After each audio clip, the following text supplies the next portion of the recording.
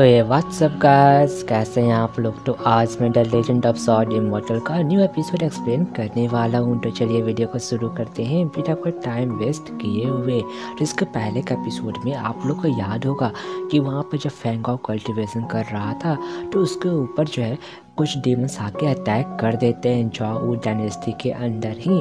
तो हमारा एपिसोड वहीं पर से शुरू होता है, जहाँ पर हम देखते हैं कि जब फैंग हाव ने उस फॉक्स पे अटैक किया था तो उस डीमन बीच में आके उसको अटैक को डाइवर्ट कर दिया था। तो हमारा एपिसोड वहीं पर से शुरू होता है। तो यह सब देखकर फैंग को गुस्सा आता है और फिर वो अपने स्वॉर्ड पपेट में और ज़्यादा एनर्जी डाल देता है उस डीमन के साथ फाइट करने के लिए, जहाँ पर उसका स्वॉर्ड पपेट अभी भी ज़्यादा ताकतवर नहीं दिखाई पड़ रहा था।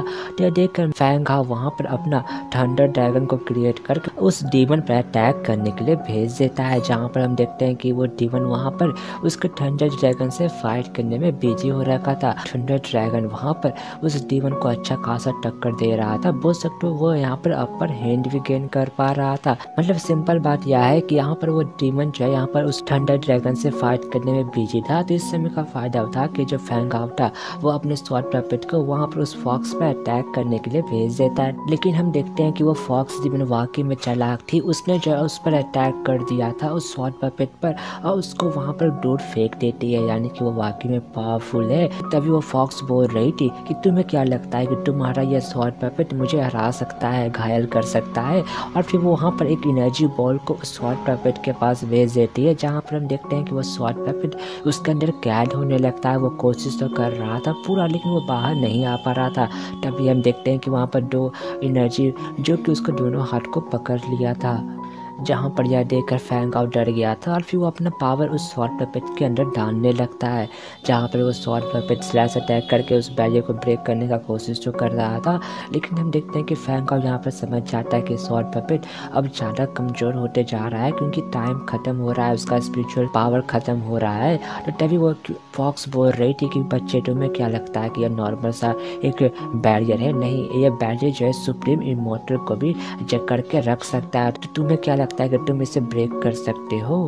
तो फैंग हाव बोल रहा था कि ऐसा लगता है कि तुम मुझसे यहाँ पर डील करने के लिए वाकई में बहुत ज़्यादा तैयारी करके आए हुए हो। तो फॉक्स बोल रही थी कि जो तुम्हारा स्वॉर्ड पपेट है वो वाकई में बहुत ज़्यादा पावरफुल है।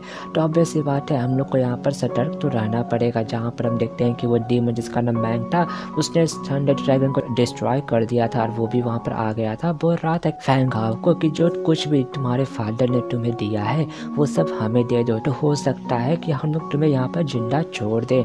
और वो उसके तरफ बढ़ने लगता है। तो फैंग हाव बोल रहा था कि तुम मुझे मारो, तुम्हारे पास उतना क्वालिफिकेशन नहीं है। और फिर वो वहाँ पर अपने थंडर से उस पर अटैक करता है, लेकिन वो डीमन उसके सारे थंडर को डिस्ट्रॉय करते हुए उसको पीछे ढकेल देता है।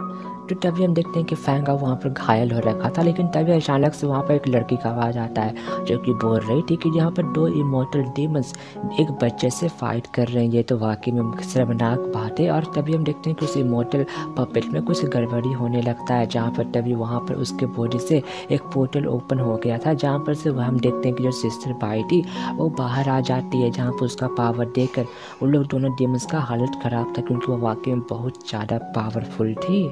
तो तभी हम देखते हैं कि जो सिस्टर बाई थी वो वहाँ पर उस फॉक्स पर एनर्जी बीम से अटैक करती है, लेकिन हम देखते हैं कि वो मैंग बीच में आ जाता है, जिसके कारण वो बहुत ज़्यादा घायल हो गया था। तो देख कर वो फॉक्स समझ जाती है कि यह जो है एक परफेक्ट सुप्रीम इमॉर्टल है, जहाँ पर तभी वो एक अटैक उस बैरियर पर करती है ताकि वो जो है सिस्टर बाई को उस बैरियर के अंदर सप्रेस कर सके, जहाँ पर वो डीमन मैंग भी इस पर उसका साथ दे रहा था।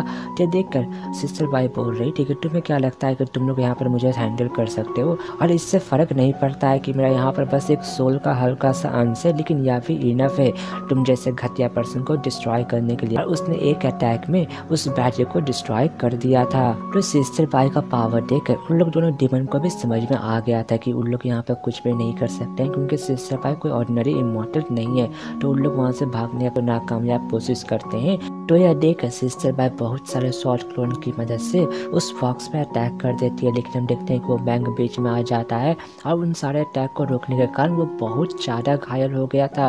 तो देख कर वो फॉक्स जीवन वहाँ से भागने लगती है, लेकिन तभी फैंग हाव वहाँ पर अपने स्वॉर्ड पपेट की मदद से उस पर अटैक कर देता है। तो देख के वो फॉक्स वहाँ पर एक एनर्जी बॉल से उस पर अटैक करके रोकने का कोशिश करती है, लेकिन वो इमॉर्टल पपेट वहाँ पर ज़्यादा पावरफुल होने के कारण उस फॉक्स को बहुत ज़्यादा घायल करके डिस्ट्रॉय कर देता है, मारता तो नहीं है। तभी हम देखते हैं कि वो मैंग भी वहाँ पर अपना सीक्रेट टेक्निक का यूज़ करके गायब हो गया था और यहाँ पर वो फॉक्स से मैंने मरती नहीं है, ठीक है। तो तभी फैंग आउट चाह रहा था कि सिस्टर बाई उन सबका पीछा करके मार दे, लेकिन वो सिस्टर बाई बोल रही थी कि इससे फ़र्क नहीं पड़ता है क्योंकि जो क्रिएशन आई का पावर है अब वो ख़त्म हो रहा है, मेरा पावर ख़त्म हो रहा है।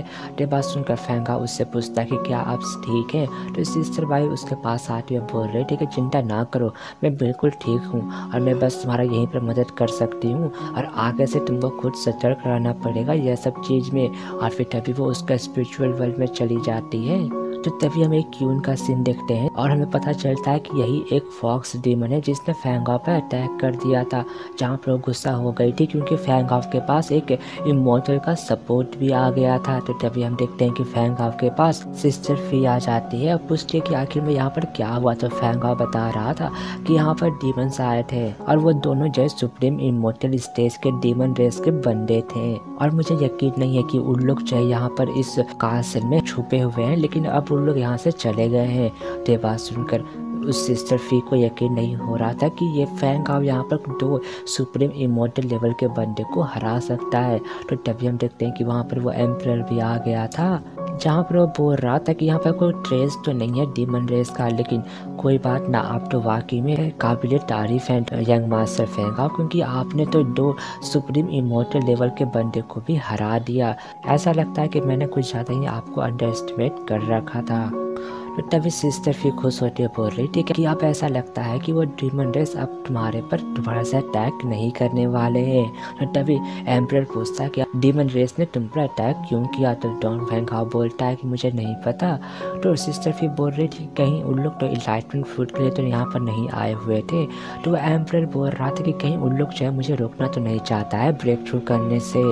और फिर वो वहाँ पर सिस्टर फी को भेज देता है सिक्योरिटी को और ज़्यादा टाइट करने के लिए और डीमन रेस को खोजने के लिए। तो उसके जाने के बाद फिर वो एम्पायर फैंग आउट से माफ़ी मांगने लगता है और पूछता है कि क्या तुम यहाँ पर घायल तो नहीं हो गए हो डीमन रेस के अटैक के दौरान, जहाँ पर उस एम्परर को यकीन नहीं हो रहा था कि आखिर में कोई डीमन यहाँ पर अचानक से कैसे अपीयर हो सकता है, वो भी इतना पावरफुल। जहाँ पर फैंग आउट उसको समझाने की कोशिश कर रहा था कि आप इसके बारे में उतना ध्यान ना दें क्योंकि जितने भी इमॉर्टल क्लैन है उन सब पर डीमंस ने अटैक कर रखा है, वो किसी न किसी रूप में उनके अंदर शामिल हो रखे हैं, लेकिन हाँ आपको इसके लिए तैयार हो जाना चाहिए। तो तभी वो एम्परर बोल रहा था कि मुझे लगता है कि मुझे जल्द से जल्द उस फ्रूट ऑफ इनलाइटमेंट को रिफाइन करके ताकतवर बनना पड़ेगा और फिर उसके बाद मैं आपको हिडन रियलम में भेज दूंगा ताकि आप किसी एम्परर का इनहेरिटेंस को हासिल कर सकें। और फिर तभी वो यहाँ से चला जाता है और इसी के साथ हमारा एपिसोड यहीं पर ख़त्म हो जाता है।